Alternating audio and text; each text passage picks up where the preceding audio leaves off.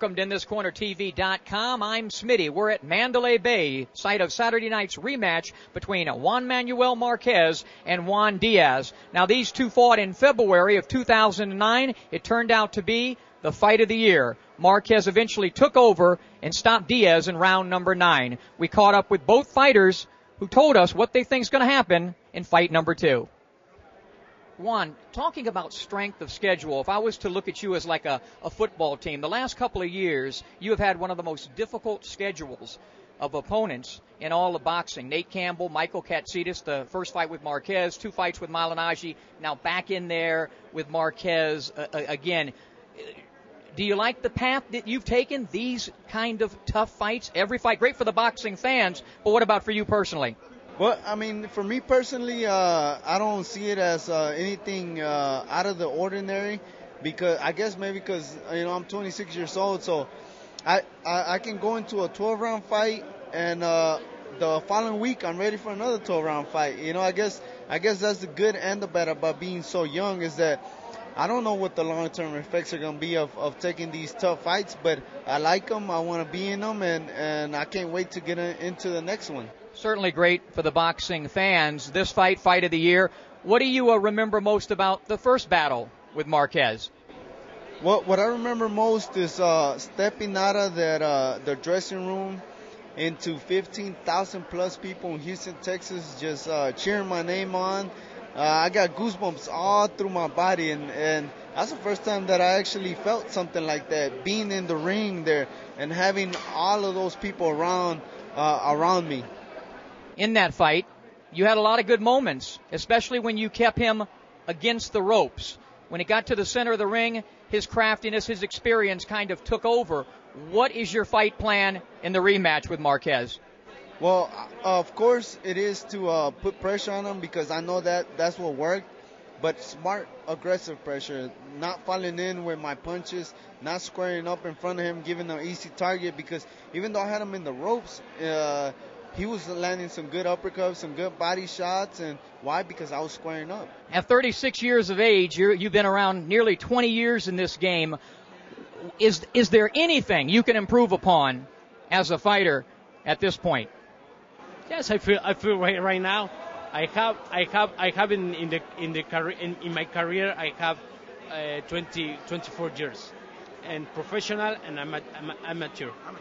And I feel great. I feel great because I like prepare very well. I like take care of me. I feel great. Now, in the first fight, when you were against the ropes, he had his best moments. Once you took the fight to the middle of the ring, you took over. Will that be something you look to do earlier in this fight with Diaz?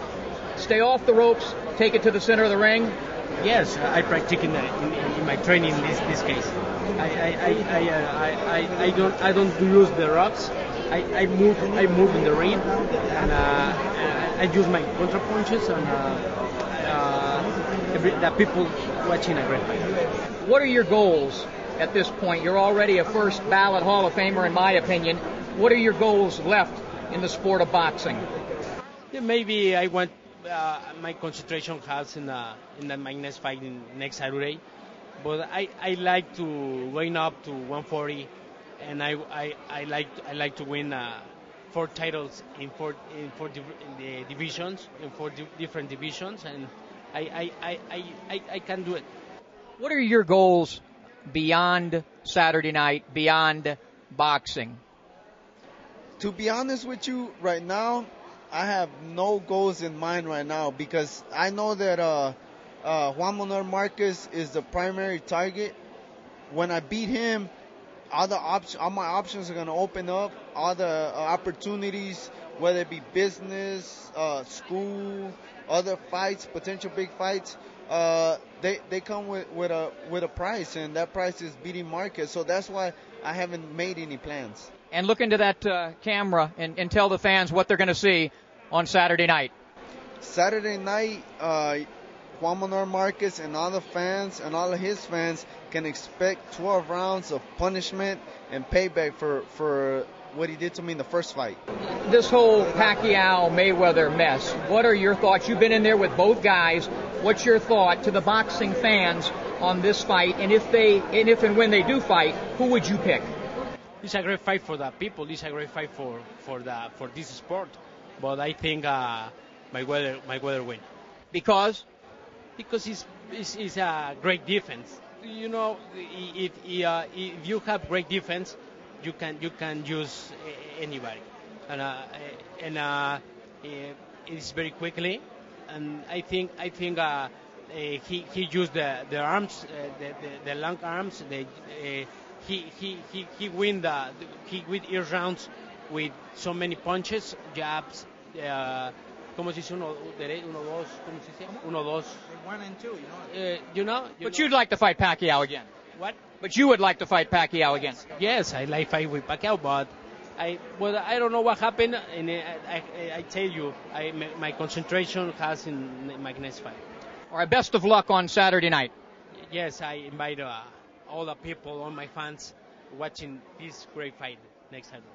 So it should be a great rematch on Saturday night from Mandalay Bay. Both fighters seem fit and mentally and physically prepared.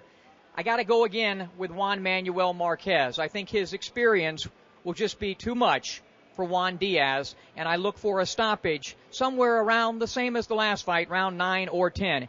Hey, this is a great pay-per-view sponsored by Tecate. There's Robert the Ghost Guerrero taking on former champion Joel Casamayor.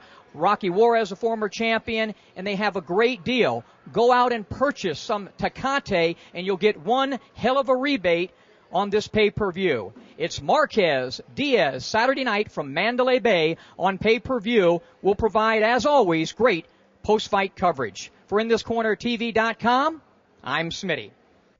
If you had a choice between going bald and a fuller head of hair, which would you choose? Advances in medical science have resulted in the world's first and only permanent solution to hair loss. You wash it, you cut it. It's your own real, naturally growing hair. When it comes to hair restoration, no one in the world has more experience than Bosley. The results look completely natural and are affordable on nearly any budget. Bosley Hair Restoration is a relatively simple outpatient procedure, but the entire process can't be explained in 60 brief seconds. So to find out more about this clinically proven permanent hair loss solution, call the toll-free number below to receive your free no-obligation information kit. It'll answer all of your questions about hair loss and hair restoration. Every day you wait, you're losing more hair, so don't put it off any longer. The phone call is free. The information is free. You owe it to yourself to find out the facts. Choose hair. Choose Bosley. Call 1-800-987-8501. That's 1-800-987-8501.